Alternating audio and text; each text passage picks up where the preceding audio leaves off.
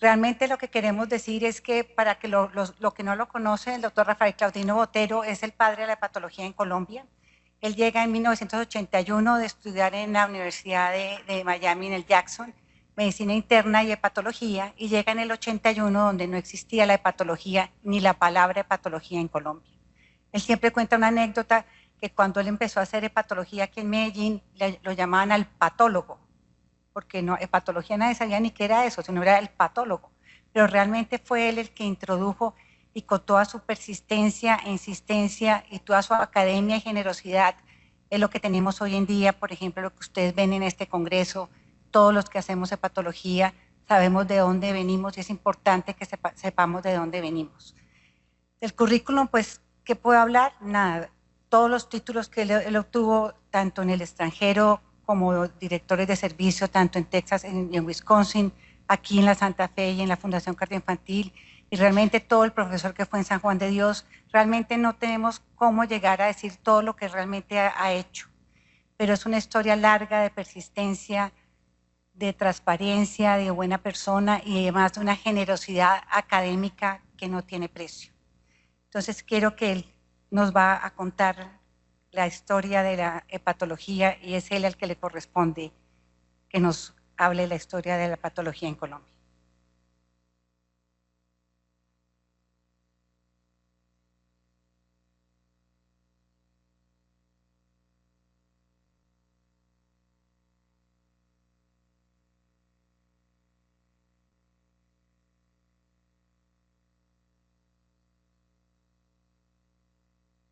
Bueno, buenas tardes.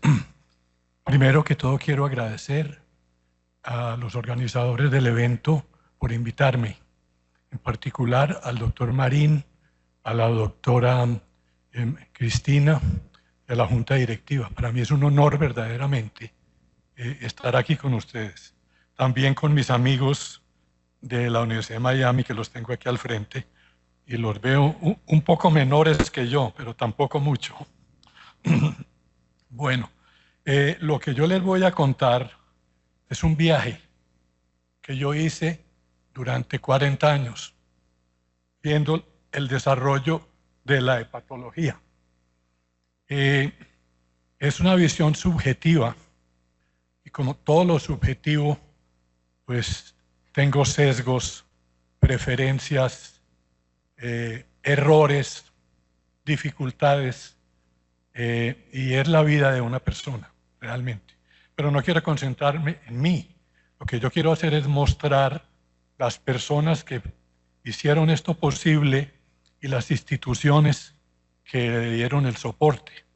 Porque en la conferencia de hepatocarcinoma, desde el oncólogo hasta todo el mundo dijo que si no trabajamos en equipo no hay forma de progresar.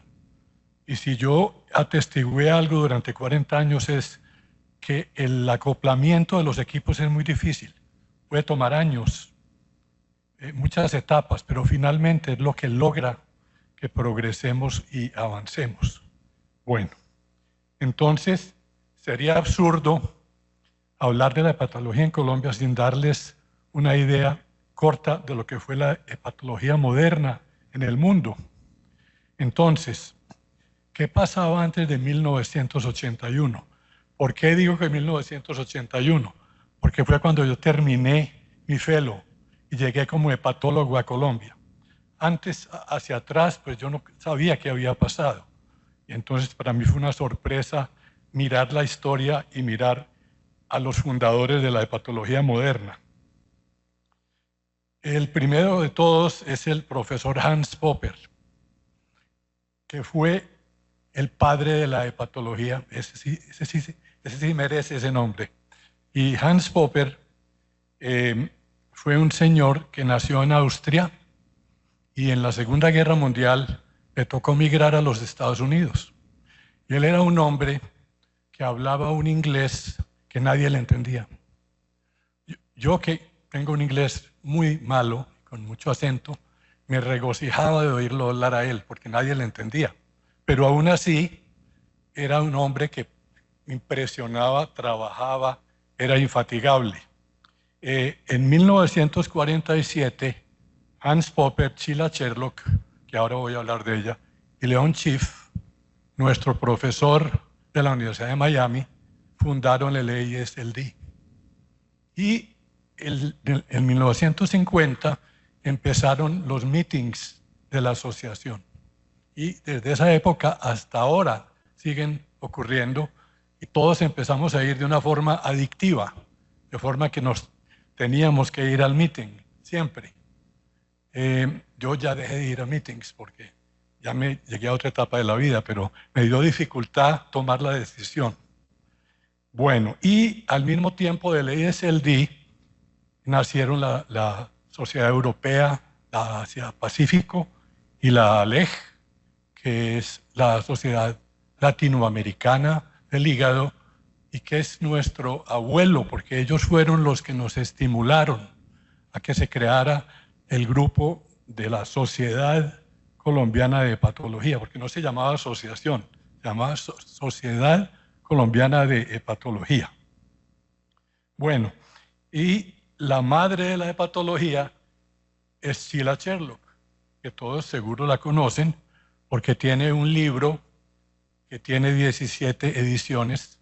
Yo estuve leyendo en el primero, en la Universidad de Antioquia, que tenía que sacarlo de la biblioteca, que me lo prestaran, y era un texto clásico que todos los especialistas en algún momento miramos para solucionar un problema. Esta doctora, que era inglesa, ingresó al Hospital Hammersmith en 1943 a estudiar enfermedades hepáticas después de ser aceptada por su profesor de medicina y jefe del departamento. Este señor hacía biopsias hepáticas perfectas, como todos los internistas las hacían, y la doctora Sheila Sherlock se dedicó a perfeccionar la técnica y a volverla más fácil de tolerar por los pacientes. Convenció a un patólogo, que es el doctor Henry Dibble, de que le mirara las biopsias hepáticas y se dedicara a estudiar el hígado. Entonces fue el primer hepatopatólogo que conocemos en la historia, además de Hans Popper. Y hizo unos estudios en hepatitis aguda en 1943 y los publicó en Lancet. Esto fue un gran éxito. Esto lanzó a esta doctora científicamente en el mundo. Hizo un fellow en Yale de bioquímica para poder entender el metabolismo del hígado y entonces, como les dije, es considerada la madre de la hepatología moderna. Como la conferencia es de trasplante, también no podría dejar de mostrarles algunas cosas. Quien hizo el primer trasplante de hígado en el mundo fue Vittorio Staudater de Milán, que lo hizo en perros y con una técnica ortotópica exactamente igual a la que se utiliza hoy en día. O sea, fue un precursor muy avanzado. Después el doctor Tomás Starzl en perros y después en humanos hizo el primer trasplante en 1963 en un niño con atresia de vías biliares que después se murió de una complicación rápidamente. La idea del trasplante hepático estaba sembrada en el mundo. Entonces los ingleses, encabezados por Roy Calné, hicieron un grupo para hacer trasplante y contrataron por primera vez a un hepatólogo, que generalmente los trasplantólogos no piensan en los hepatólogos sino después, mucho tiempo.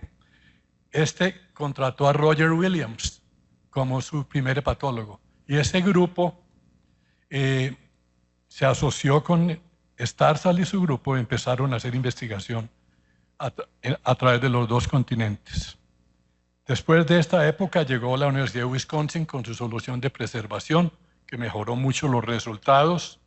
Y un aspecto que les quiero recomendar fue el consenso del Instituto Nacional de Salud hoy en día, en plan de ser tumbado por el gobierno nuevo, hizo un consenso donde mostraron todos los resultados y decidieron que esto era un procedimiento efectivo, seguro y que podía utilizarse en los humanos. Inmediatamente después se aprobó la ciclosporina del tacrolimus Y el New England Journal of Medicine sacó un artículo que decía en conclusión que el aspecto conceptual del trasplante es tan grande que puede imaginarse como el último recurso para cada paciente con hepatopatía letal. Entonces, ya en ese momento las compañías de seguros en el mundo aseguraban a los pacientes para trasplante. Un gran progreso. Este es Thomas Starzl, que hizo su trabajo principal en la Universidad de Pittsburgh y otras universidades como la de Miami y la de Colorado. En Colombia el marco jurídico de trasplante empieza desde el 73, cuando la Academia de Medicina de Antioquia sacó los criterios de muerte cerebral. Y esos criterios de muerte cerebral se extendieron nacionalmente y los aprobó el Estado. En el 93 salió la Ley 100 de la Seguridad Social, que permitía que las EPS, o empresas promotoras de salud, financiaran la salud de los pacientes a través de una cuota que todos los ciudadanos teníamos que dar mensualmente. En el 2016 se aprobó la Ley de Donación y Trasplante de Órganos y Tejidos, que permitía por primera vez que un muerto cerebral donara obligatoriamente, a menos que se hubiera negado, hubiera manifestado su voluntad de no trasplantarse antes. Y también la ley de no trasplantar extranjeros que no fueran residentes en Colombia. Bueno, entonces, este es el Jackson Memorial de Miami, donde yo fui con mis amigos aquí del Brasil y de Argentina. Y allí nos entrenamos con el papá y el hijo, León y Yun Chief, unos caballeros, maestros, gente honrada y sencilla que nos hizo sentir como en nuestra casa. Maestros que convencieron al doctor Silva a que se quedara de profesor bastantes años allá. Y tiene el libro que tienen en azul allí, que fue un clásico también de la hepatología, Enfermedades hepáticas, que lleva 7 ediciones. De 1981 a 1984 yo llegué a la Universidad de Antioquia. Esta es la Facultad de Medicina, y llegué al Hospital San Vicente de Paúl y al Hospital Pablo Tobón Uribe. Esas 3 instituciones han tenido siempre una asociación sumamente productiva. Y allí encontré que había un grupo de doctores que hace unos meses venían reuniéndose para mirar las enfermedades hepáticas. No habían conformado todavía un grupo específico, pero tenían pediatras, tenían patólogos, tenían residentes de medicina, nefrólogos, había un inmunólogo que es un compañero mío, y estaba el doctor Álvaro Velázquez Ospina, que fue un discípulo de Starzl, que llegó a Colombia y como todo trasplantólogo pues quería empezar a trasplantar lo más pronto posible. Él se asoció con Humberto Aristizábal y Jaime Restrepo Cuartas, cirujanos generales de la Universidad de Antioquia, sumamente hábiles y competentes. Había un urólogo para los nefrólogos, que era el doctor Escobar. Este es el doctor Velázquez, que es un individuo muy sencillo, muy tímido. Uno cuando habla con él como que se queda con la idea que es muy antipático, muy mala clase, pero a mí que uno lo conoce es sumamente afable, querido, humilde. Ha tenido todos los honores nacionales e internacionales. Y lo más importante es que este señor hizo un trasplante hepático en 1979. Y en ese momento no había cuidado intensivo, no había bypass venovenoso, a fuerza de brega teníamos catéteres, etcétera, etcétera. Y ese paciente, que fue el primero con la enfermedad de Wilson, sobrevivió 81 días y se murió de una complicación de la vía biliar, porque todavía en esa época la técnica biliar no había sido perfeccionada, sino que la vesícula la dejaban, el cirujano la dejaba y entonces se infectaba la vesícula y por eso se murió el paciente. Siguiendo ese trasplante, el grupo hizo 12 trasplantes El doctor Correa y yo participamos del segundo. Y si ustedes miran la sobrevida, está alrededor del 30% a largo plazo. Y los pacientes eran muy jóvenes, en muy buenas condiciones, y simple y sencillamente las condiciones que se daban para trasplantar el hígado en ese momento estaban todavía muy inmaduras. Faltaba conocimiento, recursos, tecnología, etcétera, etcétera. ¿Qué hacía un hepatólogo en esa época? Pues usted dirá, le daría malas noticias a la familia que se va a morir el paciente. No, nosotros hacíamos muchas cosas, hacíamos consulta, hacíamos interconsultas, revistas de servicio y empezamos a hacer la laparoscopia que aprendimos en Miami y era el procedimiento más importante del hepatólogo, porque uno miraba el hígado, veía la macro, veía las consecuencias de la hipertensión portal, etcétera, etcétera. Entonces fue un procedimiento que nos ayudó muchísimo. Con el doctor Correa hicimos miles de laparoscopias en San Vicente y en el Pablo Tobón Uribe. También hicimos la primera colangiografía percutánea en Medellín, aprendida de un radiólogo que tenía CHIF, que se llamaba Pereira. Y él nos enseñó a poner la agujita fina en la vía biliar y eso fue muy importante. Y participamos en el segundo trasplante en Colombia. Bueno, del 84 al 90 es otra etapa que quiero resaltar. Y le contaba aquí a mi colega de Brasil que en el 1987 vinieron a Colombia el doctor Luis Carlos da Costa Galloto de Brasil y su vicepresidente de la asociación, Edna Strauss, patóloga muy conocida de nosotros, y le propusieron al doctor Jaramillo, el presidente en ese momento de la nueva sociedad colombiana, que hiciera un evento científico y creara la Sociedad Colombiana de Hepatología. Y así se hizo. Él fue el primer presidente, Gonzalo Correa, el vicepresidente, María Esa Sepúlveda, pediatra, secretaria tesorera, y Mario Arbeláez, revisor fiscal. Yo fui suplente por Bogotá, porque yo me había ido para Bogotá en ese momento. Y Jaime Restrepo fue suplente por Medellín. Bueno, el perfil académico de ellos, pues Carlos Jaramillo era un virólogo de la Universidad de Antioquia que estudió microbiología y se dedicó a estudiar las hepatitis no solamente en Colombia sino en Sudamérica. Y él trabajó muchísimo con el grupo del Instituto Nacional de Salud en las hepatitis B y delta y en la hepatitis de la Amazonia y de la frontera con Venezuela. Escribió mucho, fue muy amigo de todos los colegas de Sudamérica, hizo una tremenda labor. En paz descansa el doctor Jaramillo.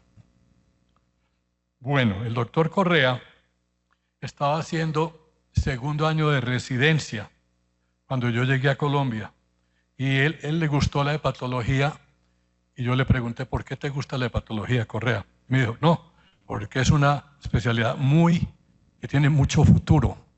Yo la veo que tiene muchísimo futuro y él dedicó su electiva a hacer hepatología y después formó parte de la asociación.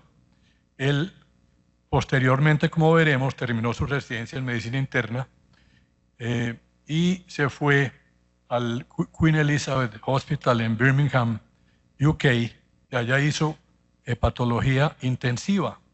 Eso me llamó la atención. Me contó el cuento que mientras los hepatólogos íbamos a ver la clínica y a ver la otra cosa, él se metía a las salas de cirugía a ver cómo manejaban los anestesiólogos los pacientes. Y vino a Colombia exactamente a hacer eso, ayudar al manejo posoperatorio de los pacientes trasplantados con muchísimo éxito. Hoy en día está retirado, pero fue jefe del Servicio de Hepatología y Gastroenterología y también del programa de posgrado de la Universidad de Antioquia. Las jornadas latinoamericanas de hepatología, que fueron las primeras que se hicieron en Medellín, tenían participantes de toda Sudamérica. Yo no creo que de todos los países vino gente. Eso fue una sorpresa para todos. Yo fui el presidente del comité científico y me tocó analizar con varias personas los trabajos que mandaron, y el trabajo se lo ganó México, con un trabajo sobre nutrición en cirróticos. Y allí estaba ya la doctora García Sao presentando los trabajos con Misael Uribe y David Kersenovich. Vinieron Sheila Sherlock, que ya la mostré, Mario Risteto, que descubrió el virus de hepatitis delta, y David Kersenovich, mexicano muy conocido. Aquí está la doctora Sheila Sherlock con unos compañeros. El primero, aquí de la izquierda, es Jaime Leiva, que fue uno de los profesores que empezó hepatología en la Universidad de Antioquia. Después Fernando Sierra, que era residente en la Universidad Nacional. Doctor Correa, después de la doctora, y sigo el susodicho. Miren que la doctora Sheila dio una conferencia sobre hepatitis C, y no se me olvida que empezó diciendo: no importa que yo no sea una mujer muy sexy, pero estoy seguro que les va a gustar mi conferencia. Aquí está con Jaime Leiva, perdón, con Jaime Holguín, de mano izquierda, que es de Cali, importantísimo hepatólogo, que trabajó en la Universidad del Valle con su profesor, me acuerdo el nombre, y Eduardo de Lima, y también en la clínica de Imbanaco empezó la práctica muy exitosa de la hepatología. Bueno, ¿qué pasó de ahí en adelante? La asociación nos la llevamos para Bogotá. Yo me fui para Bogotá y a mí me encartaron con la asociación. No tenían a quién más dársela, entonces me la dieron a mí. Y con la doctora Elsa Rojas, que ahora les voy a mostrar la foto de ella. La doctora Elsa Rojas es una cirujana internista, gastroenteróloga de la Universidad Nacional de Colombia. Ella ayudó muchísimo en la secretaría y sobre todo en algo que es curioso, que es que había que cambiarle el nombre. No era sociedad, sino asociación, por razones jurídicas. Entonces, Elsa fue la que cambió el nombre de sociedad a asociación. Los estatutos también había que hacerlos, y eran muy difíciles de hacer porque todo el mundo tenía una opinión distinta. Entonces pasaron como 5 o 6 presidencias discutiendo los estatutos, hasta que en la presidencia del doctor Hidrobo se aprobaron los estatutos. Bueno, y todos esos presidentes que han estado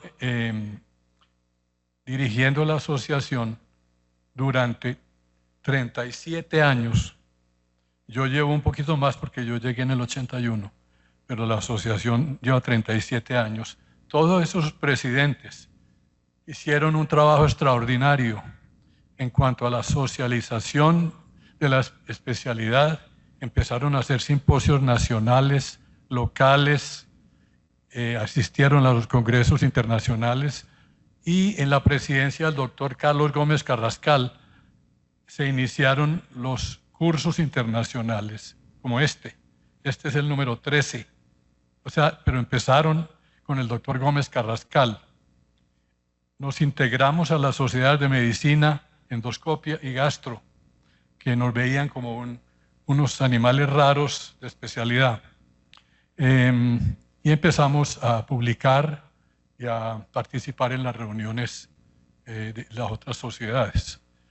La culminación de la sociedad fue la revista Hepatología, editada por el grupo de la Universidad de Antioquia, por Juan Carlos Restrepo, que es una revista indexada con todas las de la ley, que creo que tiene mucho mérito, y los felicito por haber logrado hacer esto. Entonces, este es el logo de la asociación, que ya lo vieron en todas las paredes, y estos fueron los presidentes. Quisiera detenerme en cada uno de ellos, pero no puedo, porque no tengo tiempo. Pero menciono que los primeros 10 fueron gastroenterólogos, que estaban dedicados a ayudar, que les interesaba el hígado. Los de la mitad ya eran hepatólogos, entrenados en España, en Inglaterra.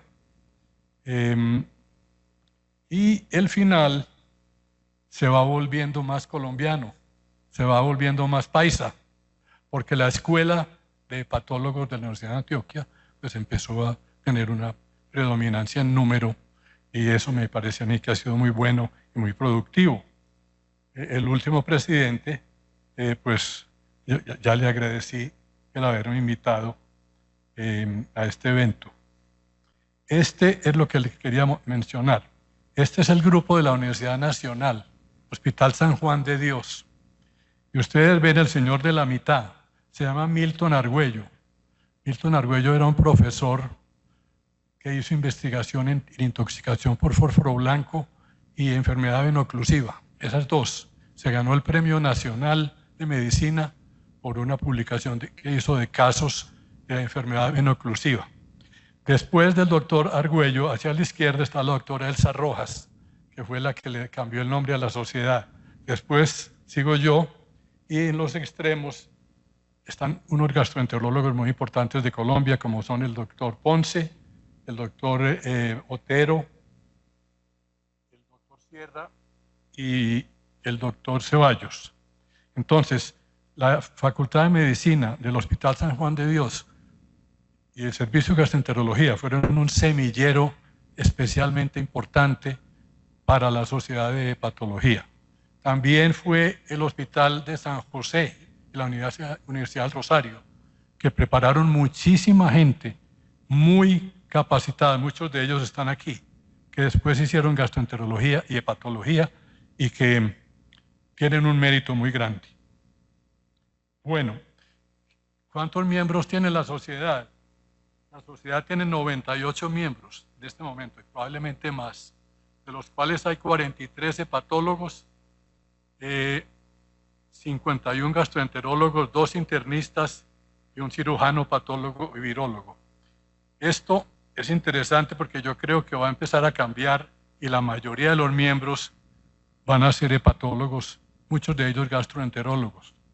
Pero hay personas que no quieren hacerse especialistas y les interesa el hígado, y la sociedad los recibe con los brazos abiertos. Esta es la revista de hepatología que ya mencioné, no le voy a perderle el tiempo. Entonces, yo me fui a la Fundación Santa Fe de Bogotá después de que se fundó la sociedad. Y me fui para allá porque resulta que yo me enteré que allá había un hepatopatólogo, un individuo que se había entrenado nada menos que con Ishak y Goodman, los padres de la patología hepática en el mundo en este momento. Eso era un centro de atracción en el Walter Reed Hospital en Washington. Este doctor y yo nos hicimos amigos por teléfono. Yo le mandaba biopsias y él me mandaba pacientes, y finalmente me invitaron una vez a que diera una conferencia a la Fundación Santa Fe, y yo me fui para allá muy inocente y conocí al doctor José Félix Patiño, que estoy seguro que muchos lo conocen, que es un líder de la cirugía. Estudió en los Estados Unidos en la Universidad de Yale y allá aprendió de hipertensión portal y de derivaciones portosistémicas y esplenorrenales. Este doctor me dijo a mí un día: resulta que tengo un cirujano que quiere hacer trasplantes de hígado. ¿Usted le gustaría conocerlo? Y yo lo conocí, se llamaba el doctor Gustavo Quintero, que está de primero en la lista. El doctor Gustavo Quintero se había entrenado en el Queen Elizabeth Hospital, también como otros doctores, y había regresado a Colombia con mucho interés en trasplantes. Estuvimos acompañándolo a él, el doctor Sierra y el doctor Hidrobo, que no está aquí, y esa fue la primera etapa de trasplante y hepatología en la Fundación Santa Fe. Y quiero notarles que en todos los programas hay etapas, y en la Santa Fe hubo 3 etapas. La primera ya se las dije, la segunda fue cuando un grupo, este es el grupo primero, que está el doctor Quintero, y había mucho entusiasmo. Mejor dicho, estos programas generan un apoyo institucional dramático, no se sorprende. Bueno, hicimos estos 9 trasplantes con un 30% de sobrevida. ¿Por qué?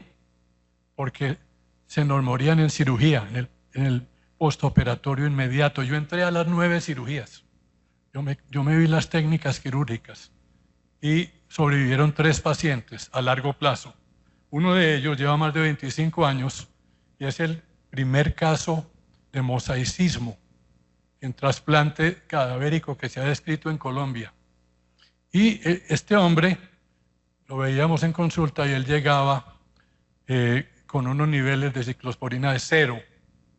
Y uno le preguntaba, bueno, Fabio, ¿y la droga que te la tomaste? Sí, doctor, yo sí. El tipo empezó a mentir, no se tomaba el medicamento y era inteligente, se dio cuenta que a pesar de no tomárselo no le pasaba nada. Y a largo plazo se quedó sin tomar nada, con total y perfecta tolerancia. Entonces les quería resaltar esto. Del 96 al 2000, ¿qué pasó? Llegó un grupo de la Universidad de Pensilvania, liderado por el jefe de trasplantes, Avi Chaquet, y el hepatólogo Michael Lucy. Michael Lucy fue hace poco presidente de la Asociación Americana para el Estudio del Hígado. Y ellos vinieron a revisar el programa nuestro porque teníamos una sobrevida de 30%. No se podía mostrar en ningún meeting porque nos daba vergüenza. Entonces, estos señores recomendaron reestructurar el grupo y reestructuraron la parte quirúrgica. Casi me sacan a mí también, pero me salvé. Y estos son el doctor Chaquet, jefe de trasplantes, y el doctor Michael Lucy, los que recomendaron ese cambio. En el 99 se trasplantó una monjita, que es esta monjita que hay aquí, que tenía una enfermedad autoinmune en Roma y se estaba muriendo. Logró llegar a Bogotá y allá la trasplantamos. Esta monjita lleva 26 años de trasplantada en la segunda fase de la Santa Fe, que fue con el doctor Juan Darío Arenas. Y la obsesión de esta monjita fue: yo le quiero ayudar a los pacientes porque yo ya viví cómo es de difícil conseguir que lo trasplanten a uno, todo el proceso para ingresar a la lista. Y ella tiene la Asociación Colombiana de Enfermos Hepáticos y Renales, que lo que hace es ayudarle a los pacientes que están en trasplante de cualquier órgano a salir adelante, conseguir los medicamentos, estudiarse, etcétera, etcétera. Es muy meritoria y siguen 1000 y pico de pacientes pues que hay veces están en condiciones muy malas. Y la última etapa de la Fundación Santa Fe fue con el doctor Vera y sus muchachos. El doctor Vera, que está ahí en la primera fila, parece un estudiante de bachillerato, pero es un hombre maduro. Y la doctora que está en la primera fila, a mano derecha, es Mónica Tapias, la hepatóloga, y su grupo, que hoy en día han hecho centenares de trasplantes con muy buenos resultados y sobrevividas por encima del 80%. La Facultad de Medicina de la Universidad de Antioquia, su grupo, también hizo una autocrítica, porque los resultados no eran así como demasiado buenos. Entonces se fue la gente para centros de trasplante, consiguieron cirujanos entrenados en centros de trasplante, que fue el doctor Gutiérrez, que se entrenó en la Universidad de Pittsburgh, y llegó el doctor Restrepo de su entrenamiento en Barcelona. Y están aquí los 3 discípulos que yo me acuerdo más cercanos, que son el doctor Marín, el doctor Santos y el doctor Muñoz. No quiere decir que no hay otros más, porque hay 17 cohortes de graduados, o sea que hay muchísimos más que no tuve el gusto de conocer. Y este grupo regresó a Colombia y se fue al Hospital Pablo Tobón Uribe. Estaban en el Hospital San Vicente y se fueron al Pablo Tobón Uribe, y allí montaron un programa muy exitoso que ha trasplantado centenares, si no miles de pacientes con muy buenos resultados. Dado este éxito, ellos en el 2008 fundaron o iniciaron el programa de posgrado en hepatología, el primero en Colombia, que tiene mucho mérito, del Hospital Pablo Tobón Uribe y la Universidad de Antioquia. Aquí está el grupo. Estaban jovencitos cuando tomaron esta foto, pero lo logran reconocer con seguridad. Yo hay algunos que no les sé el nombre, pero aquí está la doctora María Cristina, que me la encontré por aquí caminando, el doctor Restrepo, los doctores Santos, Muñoz, Marín, el doctor Sergio Hoyos, cirujano, y otros chicos que no conozco. En el 2017 publicaron un libro sobre hepatocarcinoma y nos invitaron a Correa y a mí, estamos aquí los dos en la derecha, a que comentáramos el libro. Ahí está la doctora María Cristina, editora del libro, y quiero resaltar a Jorge Boschel. Jorge Boschel es un virólogo, patólogo de la Universidad Nacional de Colombia, que hizo muchísimos estudios en hepatitis. Viajó por toda Colombia y fue director del Instituto Nacional de Salud. Jorge Boschel, le debo yo un favor muy grande, porque cuando vino la doctora Chila Sherlock a Medellín, yo me fui con ella a mostrarle un jardín botánico y nos pasamos tan sabroso en el jardín botánico que la dejó el avión. Y ella, que era inglesa, absolutamente estricta, iba para Nueva York a una premiación que le iban a dar. A mí me provocó que me tragara la tierra cuando yo le dije a ella que la había dejado el avión.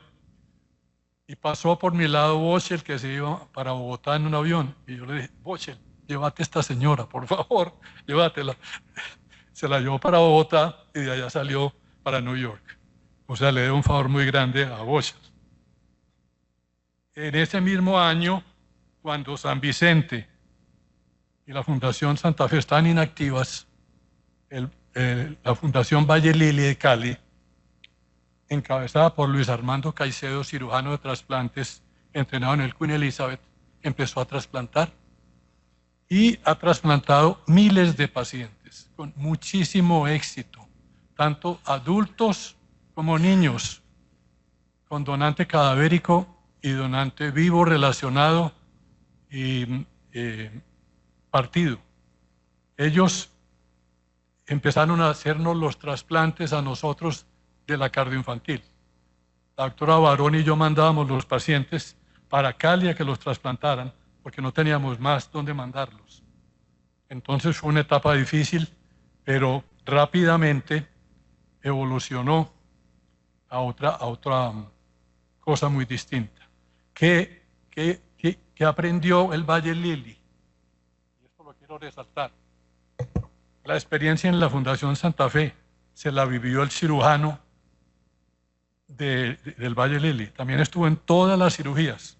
Se fijó lo que pasó, las transfusiones, todo, absolutamente todo. Y eso le sirvió muchísimo para arrancar el programa. Después el hepatólogo Jiménez y el cirujano se fueron a Tokio a aprender la técnica para niños, a ver los detalles y los problemas que tenía. Y regresaron y fueron capaces de implementar un programa de adultos y niños sumamente exitoso y fundar el primer programa de posgrado de entrenamiento en trasplantes y en cirugía hepatobiliar. O sea, es un grupo que ha hecho un trabajo maravilloso. Del 2000 al 2025, yo me fui de la Santa Fe a la Fundación Cardioinfantil. Y me fui porque una vez me invitó la doctora Barón a que diera una conferencia. Ella era gastroenteróloga, yo no la conocía, y yo di una conferencia de hepatitis C allá. Y después de la conferencia me invitaron a almorzar, y en el almuerzo me convencieron que me quedara allá. Y yo, que no he sido difícil de convencer de nada, me quedé allá. Y entonces este fue el grupo de allá, que es de varias etapas también, pero para no aburrirlos, el grupo lo empezó el doctor Borges, que está aquí, que no duró casi porque se lo llevaron para los Estados Unidos, pero empezaron a hacer trasplantes rápidamente, con la la doctora Barón, con el doctor Beltrán, con el doctor, con todos, pues mejor dicho, ustedes los conocen. Con la doctora Diana Salinas, con la doctora María Cristina, el doctor Martín Garzón, y los cirujanos, una vez se fue el doctor Borges, fueron el doctor Mejía, que se entrenó en España, y el doctor Rivera, que también se entrenó en España, que han hecho un trabajo también maravilloso en adultos y en niños, que se acercan a miles de trasplantes ya, y son muy exitosos. Nos ayudó muchísimo en el desarrollo de todas estas cosas y en las publicaciones la doctora Luisa Santos, que trabajó con nosotros desde la Fundación Santa Fe. Ya casi voy a terminar para que no se aburran. Yo me fui en el 2002 a Estados Unidos de nuevo, a pesar de que había dicho que yo nunca me volvería a vivir a los Estados Unidos. Yo le decía a mis residentes, yo no me vuelvo a los Estados Unidos nunca. Y el doctor Lucy, una vez hablando con él, me dijo, yo necesito un hepatólogo aquí en Wisconsin. Y dije, así.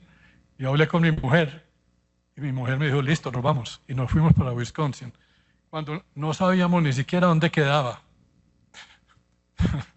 Allá estuve un año, muy poquito, y estuve un año nomás porque me ofrecieron un trabajo en la Universidad de Texas, en la cual yo era el jefe de servicio, y mi contrato pues era 1000 veces mejor. Casi no soy capaz de decirle a Michael Lucy que me iba, yo sentía un remordimiento profundo, pero la medicina en los Estados Unidos se maneja es con el cerebro, no con los sentimientos. Y más en Estados Unidos, donde la gente se mueve todos los días. Yo le decía ahora a quién, tal vez a Marcelo, que una característica de ese país que no tenemos aquí es que allá se mueven los cirujanos permanentemente. Y eso es fundamental. Nosotros no nos podemos mover, porque a fuerza de brega nos ofrecen un salario, ¿cierto? Es imposible, no sé en Europa cómo sea, pero aquí creo que va a ser siempre el mismo problema. Nacemos y morimos en una institución, a no ser que nos echen. Bueno, este fue el grupo de la Universidad de Texas, donde estuvo el doctor Beltrán durante un año. Y miren que aquí está, el que está de negro a mano izquierda, el segundo es el doctor Luis Alberto Mieles. Luis Alberto Mieles es un colombiano que se entrenó con Thomas Starzl en Pittsburgh y aprendió muchísimo y trabajó en Oklahoma y después en Texas. Y el que está con los anteojos en la mitad más alto es Hadar Merhab, que es un judío, entrenado también en Pittsburgh, que hicieron un trabajo muy grande y nos enseñaron mucho mientras estuvimos allá 6 años. A los 6 años me vine a Bogotá, y cuál no sería mi sorpresa en encontrarme lo que habían hecho estos muchachos. Estos muchachos se habían pasado de un servicio de patología pequeñísimo a tener un programa de trasplantes gigantesco con todo tipo de especialistas, radiólogos, oncólogos, enfermeras, y aquí quiero llamar la atención. Tendemos a no darle importancia a las enfermeras. Yo aprendí en Houston, Texas, a trabajar con una enfermera que hacía lo mismo que yo hacía. Ella estaba en un consultorio y yo estaba aquí. Y duplicábamos el número de pacientes. Es importantísimo pensar hoy en día en nuestros hospitales, en entrenar a las enfermeras para que nos ayuden y le ayuden a los pacientes. El programa de la cardioinfantil ha sido tan exitoso que en el 2022 aprobaron el segundo programa de posgrado en hepatología clínica en Colombia y está en estos momentos sacando especialistas como la Universidad de Antioquia. Este grupo fue el primer grupo que tuvo FibroScan en Colombia y hicimos miles de FibroScanes. En el 2024 recibió un reconocimiento de la Joint Commission por excelencia en el programa de hepatocarcinoma y su enfoque multidisciplinario. Es muy placentero ver cómo se manejan los pacientes. Ya un comité que está configurado por todo tipo de especialistas le resuelven al paciente su situación. Bueno, el programa de posgrado que les mencioné. Yo estuve en Australia paseando, en un programa de tratamiento del hepatocarcinoma con radionúcleos en el 81 y estaba con compañeros de todo el mundo. Yo fui con una especialista en medicina nuclear de la Fundación Cardioinfantil y allí nos hicieron una práctica muy buena sobre cómo poner los catéteres y poner los radioisótopos selectivos en la arteria. Y finalmente, en el 2024 también, o en el 2022, doctor Restrepo, la Universidad de Antioquia hizo algo que a mí me ha sorprendido, y es que aprobó el ingreso de médicos que quisieran certificarse en hepatología por experiencia adquirida, no por haber hecho una especialidad. Muchos de ellos la hicieron, pero no se la reconocieron por diversas razones, sino personas que necesitaban ser certificadas y tenían problemas porque no lo estaban. Entonces la universidad aceptó un grupo de 12 doctores que tenían que llenar una serie de requisitos muy estrictos de entrenamiento, de docencia, de capacidad de enseñar, investigación, congresos, y los que aprobaron esto, los que sacaron un puntaje de más de 60%, eran certificados. De los 12, 11 aprobaron y hoy en día son especialistas aprobados en Colombia para la práctica de hepatología. A mí me parece que eso es muy bueno y eso es admirable, es un ejemplo de cómo puede ayudarle a otras personas. Entonces, sentir gratitud y no expresarla es como envolver un regalo y no entregarlo. Muchas gracias.